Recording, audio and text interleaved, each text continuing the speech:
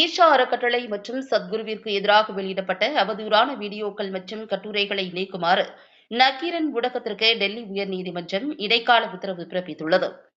இந்த உத்தரவை வரவேற்றுள்ள ஈஷா அறக்கட்டளை பொய்யான மற்றும் அவதூறான தகவல்களை பரப்புபவர்களுக்கு எதிராக தொடர்ந்து சட்டப்பூர்வ நடவடிக்கை எடுக்கப்படும் என்றும் அவதூறுகளால் ஈஷாவின் நற்பணிகளை தடுக்க முடியாது என்றும் தெரிவித்துள்ளது.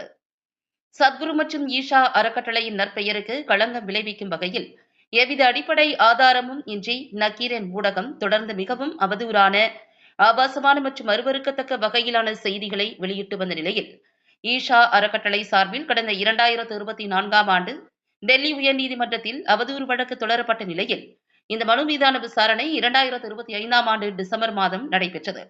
அப்போது இருதரப்பு வாதங்களையும் கேட்ட நீதிபதி சுப்பிரமணியம் பிரசாத் இதன் மீதான உத்தரவை ஒத்திவைத்தார். இதனைத் தொடர்ந்து இன்று வெளியான நீதிமன்ற உத்தரவில் ஈஷா அறக்கட்டளை மற்றும் சத்குரு குறித்து நக்கீரன் வெளியிட்ட சர்ச்சைக்குரிய வீடியோக்கள் மற்றும் கட்டுரைகளை நீக்க நீதிமன்றம் அதிரடி உத்தரவிட்டது.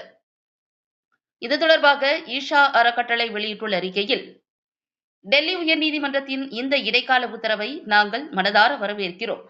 சில ஊடகங்களும் தனிநபர்களும் எந்தவித ஆதாரமும் இன்றி பொதுமக்களை தவறாக வழிநடத்தும் நோக்கில் திட்டமிட்டு தொடர்ந்து பொய்யான மற்றும் அவதூறான குற்றச்சாட்டுகளை பரப்புவது துரதிருஷ்டவசமானது.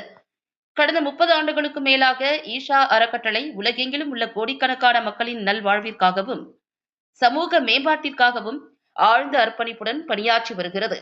இத்தகைய நற்பணிகளை சீர்குலைக்கவே இந்த திட்டமிட்ட ஒருங்கிணைந்த தாக்குதல்கள் நடத்தப்படுகின்றன.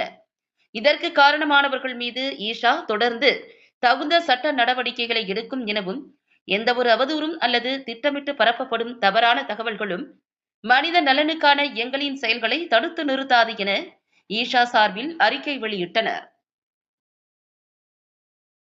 இன்றைக்கு உயர்நீதிமன்றத்தில் ஒரு முக்கியமான வழக்கு, அந்த வழக்கு சம்பந்தமான ஒரு உத்தரவு ஒன்று வந்திருக்குது.